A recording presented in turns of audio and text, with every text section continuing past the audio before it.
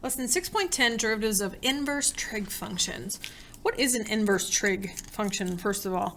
Well, if you remember back from geometry, really algebra 2 we did it, geometry, and then pre-calc for sure, we have sometimes equations that say tangent of x, it could be theta, anything equaling something. This is an equation that says tangent of what angle, what triangle has an angle that makes a tangent value of half. And so what you would do is inverse tan. And there's also this way of notating as tangent to the negative first power. That's called inverse tan. It's when you hit second and then either sine, cosine, or tangent on your calculator. But anyways, what that does is that cancels out your tangent and leaves you with x. And then you would figure out, okay, well, that's a 30 or a 45 or a 60. So an inverse trig function can be written as arc sine, cosine, tangent, or sine to the negative first power of x. But the derivative rules are here. They're all very similar. They're very long proofs to prove why these work. But I want you to just be able to use this sheet and use the formula. So we got 1 over the square root of 1 minus x squared.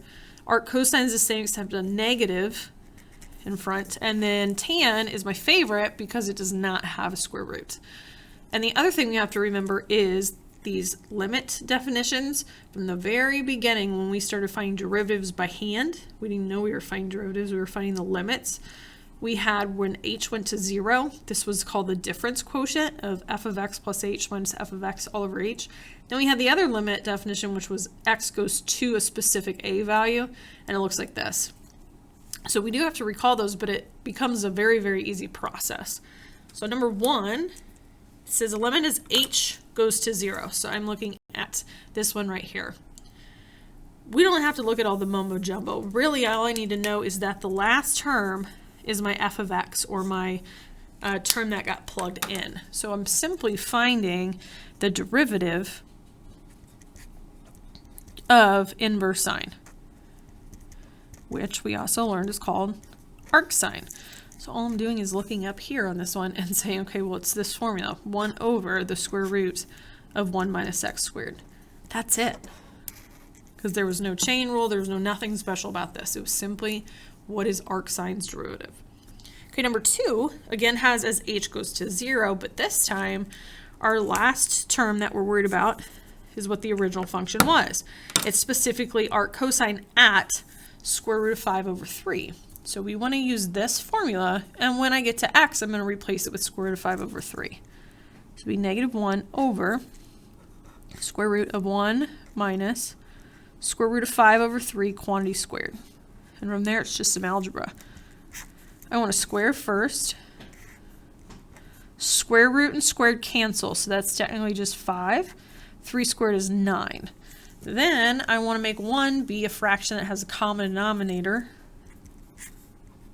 which would be 9 ninths, is 1 whole, minus 5 ninths. Subtract. That would be 4 ninths. When you square root fraction, you're square rooting both numbers, numerator and denominator, so that would be 2/3. And then I'm multiplying by the reciprocal to get it from here. So negative 1 times 3 halves is negative 3 halves. That would be the slope of inverse cosine at square root of 5 over 3. And number 3 is the other limit definition as x goes to a specific value. And this time we don't want f of x because there is a specific a value in there. We're still going to want this second term in the formula.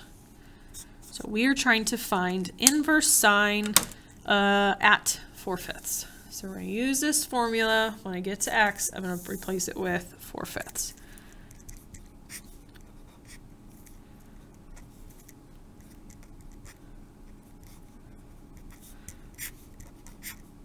Square, that would be 16/25. This would really be 25/25.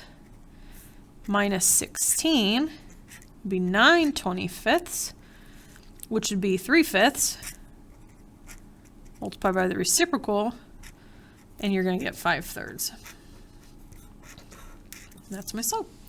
Okay, number 4 now is finally worded as, here's our function, inverse cosine of x, what is the value of f prime of square root of 8 over 3? So this is our normal, where we have a function, find the derivative at this value. So you're simply using the formula for our cosine, which is a negative 1 over square root of 1 minus your x value squared.